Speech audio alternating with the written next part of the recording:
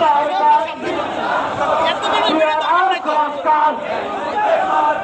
এই মুহূর্তে সরকার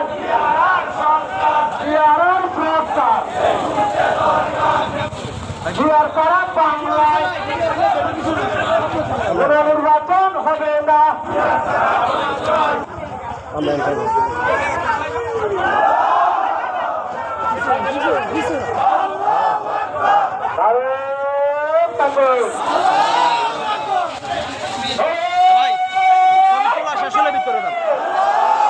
সাংবাদিকরা সামনে